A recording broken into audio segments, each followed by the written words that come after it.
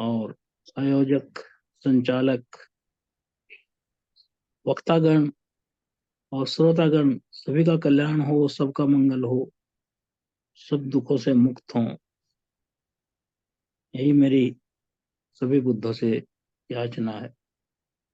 जैसा बता दिया दिलीप जी ने, बरुआ जी ने, कि इसमें धम्मन उपासना में कई फैक्टर हैं। ये चल रहा है ये कई महीने से।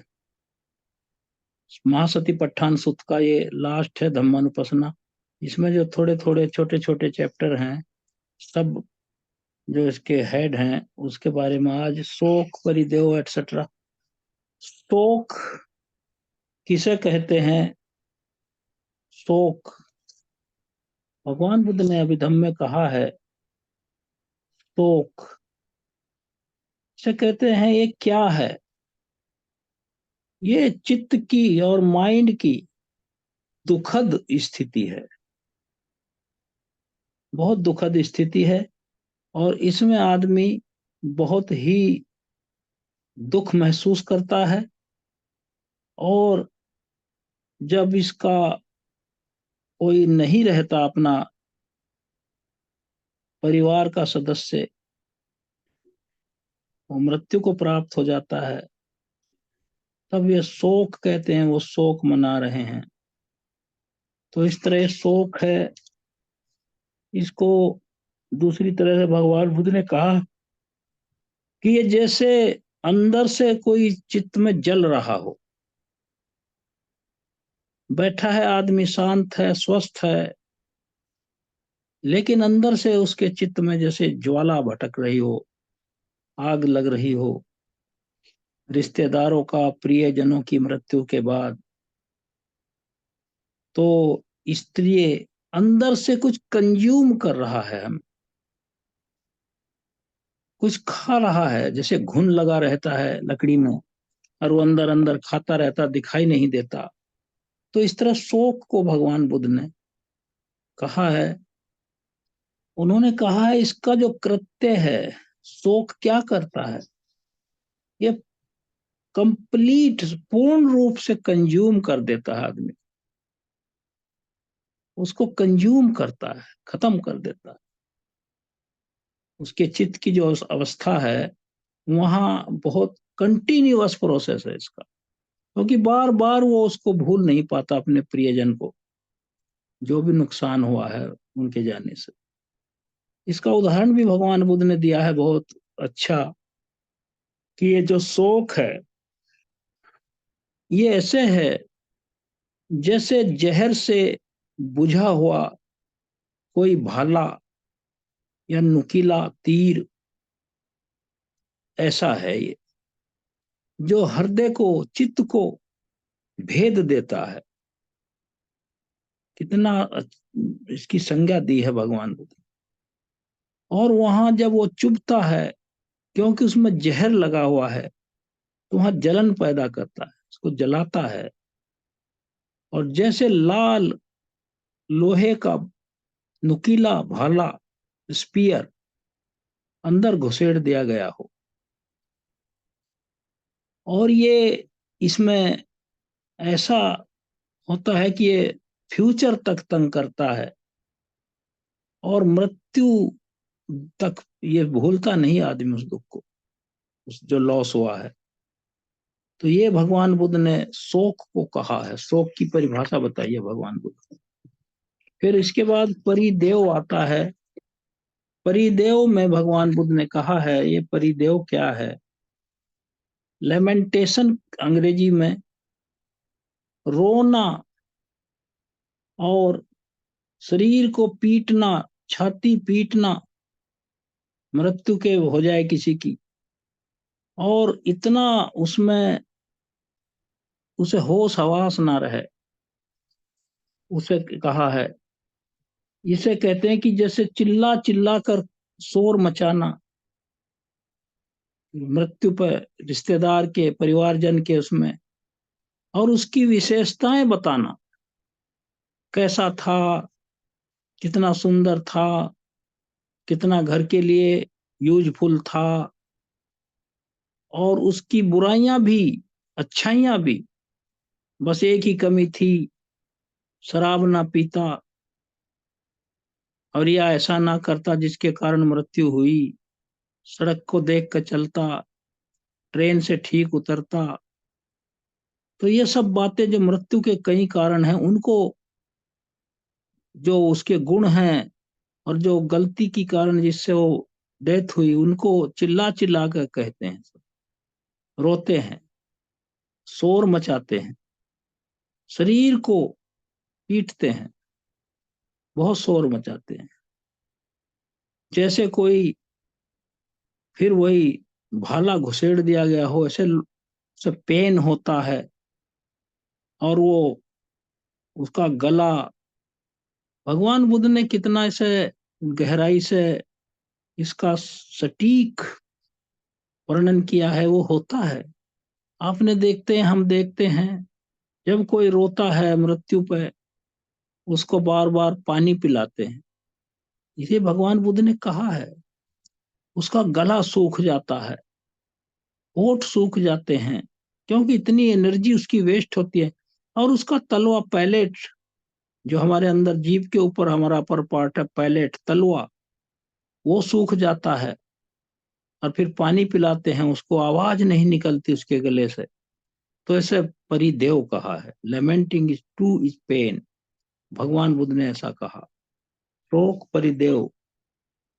फिर दुख है, अंग्रेजी में पेन कहा है, दुख। दुख क्या है? ये हैं तो सारे ऐसे ही, लेकिन इनको भगवान बुद्ध ने इसके बावजूद भी अलग अलग डिफाइन कर दिया है। दुख क्या है? शारीरिक दुख है ये, जो सारे शरीर में दुख उत्पन्न होता है और हम उसमें दुख महसूस करते हैं, जो ये इसका होता है। तो इसका जो फंक्शन है दुख का, चित्त को भी दुख पहुंचाता है। जब शरीर दुखी है तो चित्त भी दुखी है, वो बार बार सोचता है मैं कब ठीक होऊंगा, मुझे क्या हो गया। और इसका सीधा असर उसकी मानसिक स्थिति पर पड़ता है। तो शरीर स्वस्थ है, जैसे स्वस्थ रहेगा तो चित्त भी स्वस्थ रहेगा, शरीर से स्वस्थ रहेगा। इसे दुख दुख कहा, इंट्रीसिंक, ये दिखाई नहीं देता, अंदर का है। और बॉडी में ऊपर से स्वस्थ है, लेकिन पीड़ाएं हैं उसको, लग रहा है। तो इसमें भी वो अपने शरीर को इधर उधर ट्विस्ट करता है। इसीलिए कहा भगवान बुद्ध ने कि ये पेन है, दुख है। फिर उसको कहा उपायास। उपायास कहा है। उपायास क्या है? उपायास है, ये एक दुख से परिपूर्ण मानसिक स्थिति है, मृत्यु के उपरांत किसी के प्रियजन की। और इसको भगवान बुद्ध ने और स्पष्ट किया है, इसका जो फंक्शन है, बी मौन, बड़ा दुखी मन, उसे कुछ अच्छा ही नहीं लगता। सब कुछ जैसे सूख गया हो, नष्ट हो गया हो, बुझ गया हो, समाप्त हो गया हो, आगे आशा की किरण नहीं है। लगता है उसको ऐसा होता नहीं है, क्योंकि हर चीज एक जैसी नहीं रहती, परिवर्तनशील है। इस लोक में रोज कितने लोग मरते हैं, कितने उत्पन्न होते हैं, लेकिन मृत्यु का जो दुख है, उसका आघात, ऐसा लगने लगता है कि अब सब कुछ ठहर गया हो। तो उपायास एक ऐसी स्थिति है, वहां ठहराव आ गया हो, मन ना करता हो, ऐसा मन करता हो कि अब जीने से कोई फायदा नहीं, जीवन का रस चला गया, खुशियां चली गई। उपायास, पछतावा, बार बार दुखी मन से कुंठित होना। तो भगवान बुद्ध ने कहा है, जैसे बुखार से अंदर से शरीर जल रहा हो और शरीर को तोड़ रहा हो। फिर आगे भगवान बुद्ध ने इनको दो तीन को, शोक जो एक ही तरह की श्रेणी के हैं, इसमें शोक को कहा है जैसे एक बर्तन में चूल्हे के ऊपर तेल हो और धीमी धीमी आंच में वो गर्म हो रहा हो। कंपेरेटिवली कहा है, तुलनात्मक रूप से शोक इस तरह है। परिदेव इस तरह है कि उसमें ऊपर उबाल उठ रहा हो, उबल रहा हो, जैसे दूध उबल जाता है। जैसे आदमी अपने शरीर को मरने के बाद कोई होश हवास खो देता है, शरीर को पीटने लगता है, ये सब करता है। और उपायास को फिर कहा है जैसे कोई बर्तन में वो तेल जो है या जो भी द्रव्य है वो उबल कर बाहर निकल गया हो उस बर्तन से, और फिर उसमें कुछ शेष रह जाता है। तो उपायास इसी तरह है। तीनों को, शोक और परिदेव उपायास को अलग से डिफाइन किया। वो थोड़ा सा बच जाता है, बाहर निकल जाता है, दूध या जो भी उसमें गर्म कर रहे, पानी जो भी, और फिर वो जितना बचा है वो उसी में छोटे छोटे बुलबुले उठ के सूख जाता है। फिर वो उसी में, फिर वो खत्म हो जाता है। तो उपायास की ऐसी स्थिति है, इसलिए इसको लास्ट में भगवान बुद्ध ने रखा है। फिर आगे कहा है अप्रिय से संयोग, अप्रिय से संयोग भी दुख है। इसको भगवान बुद्ध ने थोड़ा सा व्यापक तरीके से कहा है। क्या, किस तरह कहा है?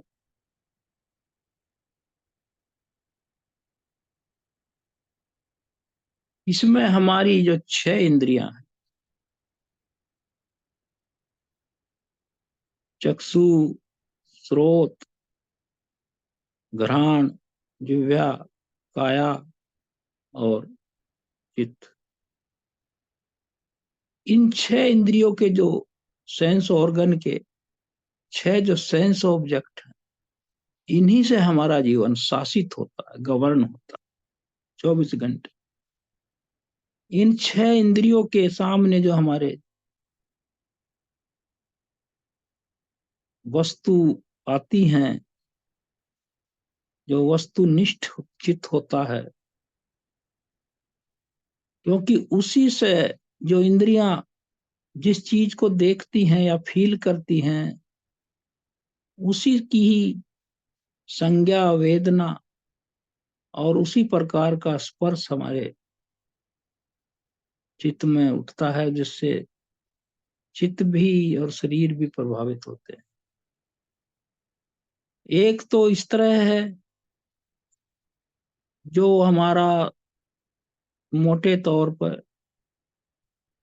कि जो हमें कोई ऐसा आदमी मिल जाए कि जिसको हम प्रिय न मानते हों, और वो मिल जाए तो मन को खुशी नहीं होती। इसका कृत्य है मन को दुख पहुंचाना, उसको मिलके खुशी नहीं होती, और उसको देखते ही अच्छा खासा चित्त उद्वेलित हो जाता है, सोचता है उसे अच्छा ही नहीं लगता उसका दर्द मिलना। ना उससे बात करना चाहता, ना शेक हैंड करना चाहता है वो, चाहे वो रिश्तेदार ही क्यों ना हो। लेकिन उसका जो बिहेवियर है, उसका जो बर्ताव है उसके प्रति, वो उसको मिलना नहीं चाहता। तो ये टेम्पोरल या सांसारिक तरीके से तो ये है इसका। फिर इसे दूसरे तरीके से, जैसे उसादी ने कहा कि अभिधम इन डेली लाइफ, तो उसमें दूसरा फिर इसका गहरा अर्थ ये है कि जैसे हम कोई रूप देखते हैं, कोई आवाज सुनते हैं कानों से, कोई गंध या सुगंध आती है, दुर्गंध आती है, या स्वाद आता है खाने में या जो भी चखने में, या हमारा टच है बॉडी का किसी से, या फिर हमारे चित्त की जो अवस्था है, जो माइंड ऑब्जेक्ट हैं, थॉट आते रहते हैं, अगर वो सुखद नहीं है मेरे लिए, तो वो भी अप्रिय से संयोग कहा भगवान ने। ऐसा विचार आ गया, याद आ गई कभी कहीं किसी ने इंसल्ट करी थी, तो भी बैठे बैठे क्रोध आ गया। जा रहे हैं कहीं दुर्गंध आ रही है, वो भी अप्रिय ही है। और कहीं कोई बोल रहा है और वो उसकी वाणी ही नहीं सुनना चाहते हम, या कोई ऐसा गीत है, संगीत है जो उसको लाइक नहीं करता, तो वो भी अप्रिय ही लगता है। उसको कहा बंद करो भाई, क्या आग बजा रखा है, क्योंकि उसके मन को टीज करता है, हैप्पी नहीं करता। तो ये जो छह जो टेस्ट है, क्या बना दिया खाना, कैसा बना दिया, ये भी अप्रिय ही है। उससे उसको खाना पड़ रहा हो खाना, खा रहा नाराज हो रहा है। तो छह इंद्रिय की जो सेंस ऑर्गन है हमारे, पंच उपादान स्कंधों के, इनके जो छह ऑब्जेक्ट हैं, उनसे जब हमारी ये सेंस ऑर्गन स्ट्राइक करती हैं, इम्पिंज करती हैं, टकराती हैं, यही संसार में 24 घंटे होता ही रहता है। इसीलिए इस शरीर को लोक कहा भगवान को। ये लोक, जो भीड़ है लोगों की, ये लोक नहीं है। लोक ये छह इंद्रियों का जो संयोजन है अपने ऑब्जेक्ट से, और फिर उसकी जो प्रतिक्रियाएं हैं, वो सुखद हैं या दुखद हैं, यही चलता रहता है। तो छह इंद्रियों की जो ये बॉन्डेज है, इससे दुख होता है, उसको आराम नहीं पहुंचता, जो अप्रिय लगता है, क्लेश होता है, यहाँ तक कि उसकी जो नैतिकता प्रभावित होती है। वो ऐसी उल्टी सीधी बात भी उनके बारे में कह देता है, सोचते, जो नहीं कहनी चाहिए। ये है अप्रिय से संयोग, सांसारिक रूप से भी, और जो रियलिटी, जो अभिधम है इन डेली लाइफ। लेकिन हम उसको, उषा जी ने कहा, रियलाइज नहीं कर पाते, ध्यान नहीं रहता। दूसरा है प्रिय से वियोग। इसमें भी वही है। वही सांसारिक भाषा है। वो घनिष्ठ हो, प्यारा लगने वाला हो, वो उससे अलगाव हो जाए, बिछड़ जाए, मृत्यु भी नहीं है इसमें। वो तो है ही मृत्यु, तो खाली वो नहीं है।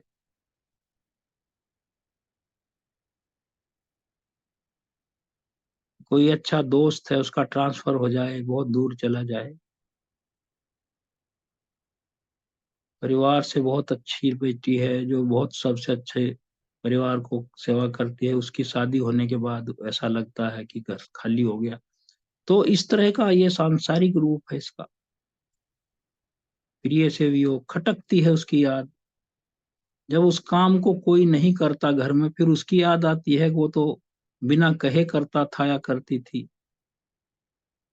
दूसरी, इसी तरह हमारी जो चक्षु है और रूप है, वो उसमें जो पहले कैसा था और अब कैसा हो गया, वो माहौल ही नहीं रहा। आदमी सोचता है सब परिस्थितियां बदल गई, चित्त भी शांत नहीं है, कोई अच्छी बात कहने वाला नहीं है। तो इस तरह छह इंद्रियों को ये भी तंग करता है जब उससे वियोग हो जाता है, प्रिय से वियोग। उसके बाद कंपेनियन है, जो मैं कह ही रहा था, इसमें माइंड ऑब्जेक्ट के अलावा डिजायरेबल प्लीजेंट, जैसे मदर और फादर, भाई बहन, मित्र, साथी, चाहे वो माँ की साइड के हों चाहे पिता की साइड के हों, जो यूजफुल थे जीवन में। इस तरह क्लेश पैदा होता है फिर जब वो नहीं अच्छा लगता। इच्छित, फिर अगला है इच्छित का ना मिलना। जब हम किसी चीज को इच्छा करते हैं वो ना मिले, ये दुख है। क्या है? जो समझदार हैं, जो भगवान बुद्ध के उपासक हैं, उनके लिए दुख कैसा है? मैं पहले इस साइड को लूंगा, क्योंकि हमारे जो श्रोतागण हैं उनको क्लियर हो जाए। ओ कितना अच्छा होता हमारा जन्म ना होता, क्योंकि जन्म ही दुख है। कितना अच्छा होता हमारा जन्म ना होता, नया किसी भी योनि में ना हम पड़ते। लेकिन ये हमारे बस की बात नहीं है, कैसे रोकें इसको? तो जो वो निर्वाण चाहता है, श्रोतापन होना चाहता है, सकदागामी अनागामी अरहत होना चाहता है, या संसार के दुखों से मुक्ति चाहता है, वो उसको सोचता है कितना अच्छा होगा। दूसरी साइड जो नेगेटिव साइड है,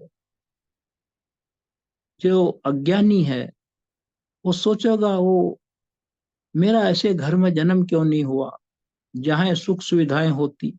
वो ये नहीं जानता कि ये दुख है। चाहे सुख वाला घर हो, हर चाहे अभाव वाला घर हो जहाँ कमी है संसाधनों की, दुख तो है ही। लेकिन वो हर वक्त लालायित रहता है, दूसरों को अच्छी गाड़ियों में देखता है, अच्छे घरों में रहते हुए देखता है, उसका खान पान, उनके वस्त्र देखता है। तो वो उसको ये लगता है कि मैं क्यों नहीं पैदा हुआ ऐसी जगह, क्योंकि वो गरीब घर में है, झोंपड़े में रहता है, या कच्चे घर में रहता है, या साइकिल से चल रहा है, दूसरा गाड़ी से चल रहा है। तो उसकी इच्छित काल ना मिलना भी एक दुख है।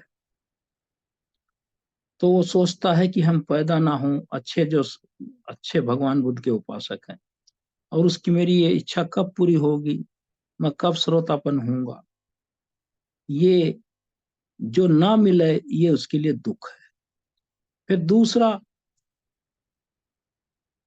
जो सांसारिक रोग है, वो कहता वो कितना अच्छा होता मैं बूढ़ा ना होता। ये उसका मेन चीज है, मैं बूढ़ा ना होता। उसके मन में डिजायर उठती है, क्योंकि बूढ़ा होने से सारी जो भोग विलासिता है, शरीर का जो आनंद है, वो कम होता चला जाता है। उसकी शरीर की शक्ति क्षीण होती है, फिर वो उस रूप में उस जीवन को एंजॉय नहीं कर पाता। कि फिर वो कहता कि बूढ़ा ना, ऐसा सोचता है बुढ़ापा ना आता। चेंज ना होता। अज्ञानी है ना वो, ये नहीं जानता कि क्षण प्रति क्षण परिवर्तनशील दौर से हम गुजर रहे हैं। ये बुढ़ापा ना आता बस, हम तो बुढ़ापे से मर गए। तंग होकर कहता भी है मैं बूढ़ा हो गया इसलिए कुछ कर नहीं पा रहा, वरना मैं जब जवान था क्या क्या करता था। तो ये भी दुख है। तो ऐसा ना हो। फिर वो सोचता है कि आगे चल के मैं बीमार ना होता, बूढ़ा हो गया, मैं बीमार ना होता, स्वस्थ रहता। जैसे मैं पिछली बार कहा था, तीन मद हैं, तो इच्छाएं हैं, जुनून है। वो है यौवन मद और आरोग्य मद और जीवन मद। ये जवानी बनी रहती, शरीर स्वस्थ रहता और लंबा जीवन होता, कुछ भी ना होता। ये तीन ऐसे इन्फेचुएशन हैं, व्यक्ति की तीव्र इच्छाएं जिसको कहते हैं इन्फेचुएशन। ये तीव्र इच्छाएं हैं। तो बीमार ना होता मैं, दूसरों स्वस्थ लोगों को घूमते फिरते देख के उसे अपने पर कष्ट होता है, लेकिन उसकी इच्छा पूरी नहीं होती।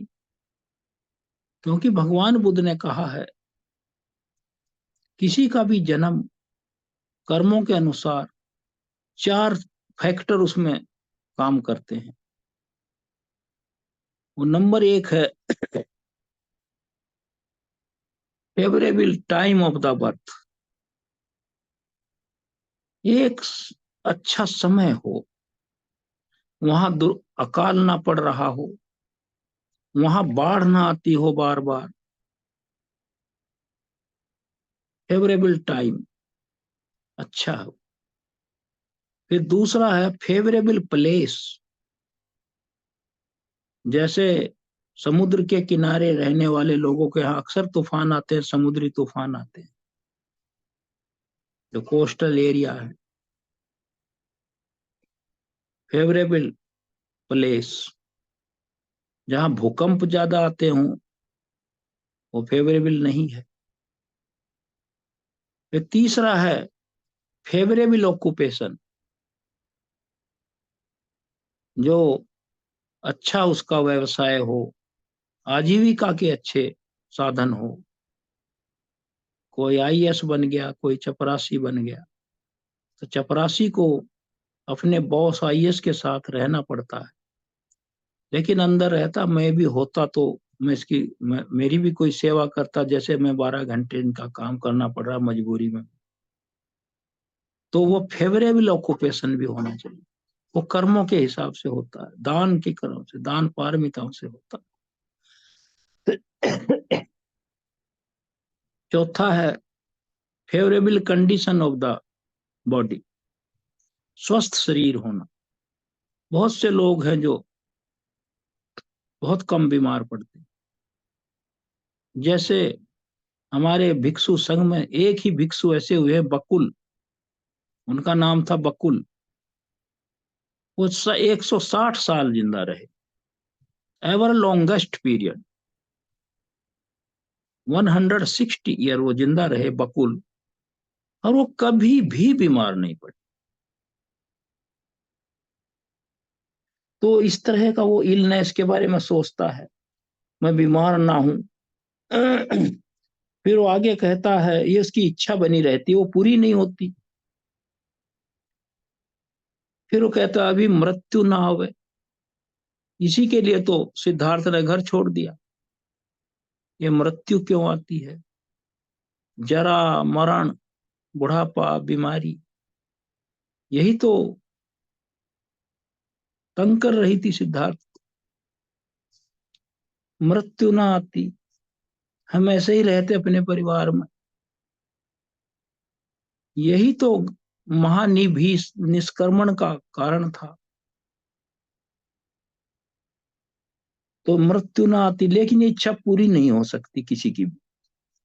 अगर मृत्यु ना होती तो हम देखे ना तो हमें शोक होता, ना परिदेव होता, ना दुख होता,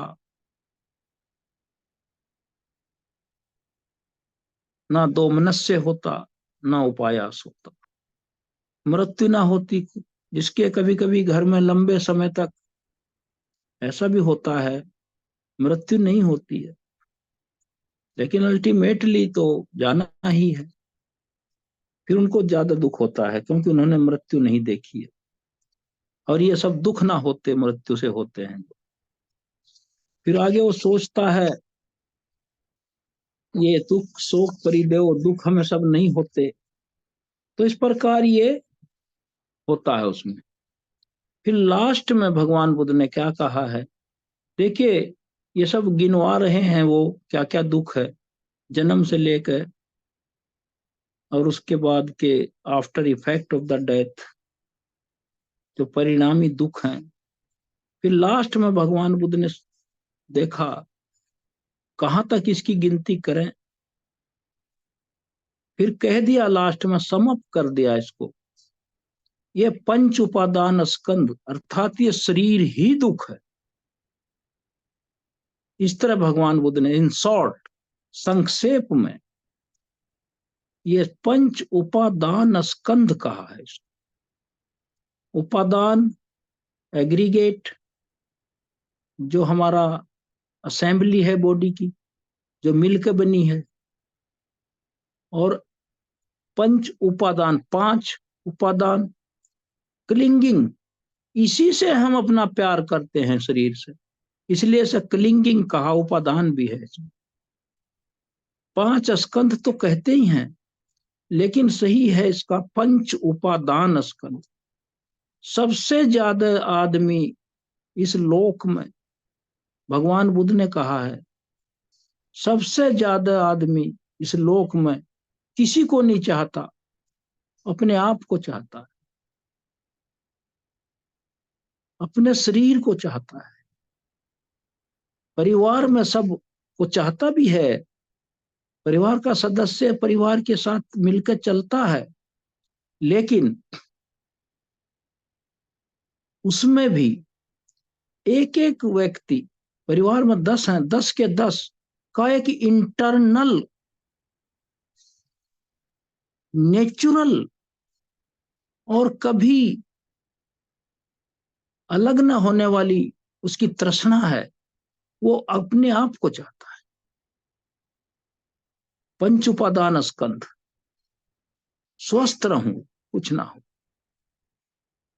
और इतना ही नहीं, मजबूरी है, अगर कोई व्यक्ति चला भी जाता है मृत्यु होकर, उसके बाद भी वो थोड़े दिन उसका शोक मनाने के बाद फिर अपने को ही चाहता है।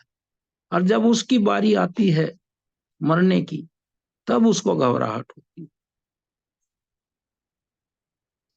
दुख तो परिवार के जाने से किसी के भी बारे में होगा, लेकिन चूंकि दूसरा मर रहा है, उतनी चोट नहीं पहुंचती जितनी घबराहट अपने बारे में। तो इसलिए उन्होंने पंच उपादान स्कंध ही कहा है। ये क्या है, क्यों दुख है ये पंच उपादान स्कंध, जो दुख है। ये पंच उपादान स्कंध जो दुख है, ये किस तरह है, जैसे पंच उपादान स्कंध जो है, क्यों कहा है उन्होंने, जैसे आग लग जाए वो सब कुछ जला देती, तो ये पंच उपादान स्कंध इसी तरह जल रहे हैं। और जैसे कोई तीर मारता है किसी टारगेट पर और वो मर जाता है क्योंकि पूरा शरीर खत्म होता है, इसी तरह पंच उपादान स्कंध दुख है। और जैसे मक्खियां जो काटती हैं, गाय बैल भैंस को भी काटती हैं, और हमें ये जो छोटे मच्छर उच्छर जितने काटते हैं, वो जो काटते हैं पूरे बॉडी को काटते हैं, जहां भी काट देते हैं। इसी तरह पंच उपादान स्कंद दुख है। भगवान बुद्ध ने उदाहरण दिए। और जैसे गाय हो और उसके ऊपर चमड़ी ना हो, कमजोर हो गई हो, उसके बाद उसको कितने कीड़े और कौवे उसको चोंच मार कर खाना शुरू कर देते हैं। तो ये बॉडी इसी तरह है, 24 घंटे इसका क्षरण हो रहा है, इरोजन हो रहा है। यह अनवरत प्रक्रिया है। पंच उपादान स्कंधों में इनका जो है 24 घंटे डाउनफॉल हो रहा है। और जैसे किसान जब फसल पक जाती है, पूरा खेत काटता है, छोड़ता नहीं वहां एक पौधा भी। गेहूं का, धान का, जो भी फसल है उसका पूरे को पूरा काटता है वो। तो इसी तरह पंच उपादान स्कंद संपूर्ण दुख है। और जैसे कोई डकैत गांव में घुस जाए या चोर दुकान में घुस जाए, तो सारा सामान का सफाया करता है, जो वैल्यूएबल्स हैं, पैसा है, जेवर है, और पूरे गांव को लूटते हैं वो। इसी तरह पंच उपादान स्कंद, ये इसी तरह संपूर्ण दुख है। और जैसे पेड़ है, देखिए कैसी उपमाएं दी हैं। जैसे पेड़ है, देखने में उसकी शाखाएं फूटती हैं उसके तने में से, तो जिस तरह शाखाएं फूटती हैं उसी तरह वो हमारा शरीर में से शाखाएं फूट रही हैं दुखों की। टांग में दर्द है, बाह में दर्द है, जिन्हें हम अपना अभिन्न अंग मानते हैं इंद्रियों को। कभी टांग टूट गई, कभी बाह टूट गई, कान खराब हो रहा, आंख खराब हो रही, दांत खराब। तो देखिए, तो जिस तरह पेड़ की शाखा उसको जकड़ती हैं, इसी तरह हमारा जो सो कॉल्ड मेंबर्स हैं, ये मेम्ब्रेन्स हैं, जो बॉडी के अंग हैं, वो भी दुख हैं, क्योंकि वो शाखाओं में दुख होता है, बार बार दुख होता है। तो इस तरह, और जैसे कोई घास हो जमीन पर उग रहा है, जैसे जलकुंभी हो तालाब में जो पानी को ढक लेती है, वो पूरे तालाब को, पूरी झील को ढकती है, धीरे धीरे फैलती है वो।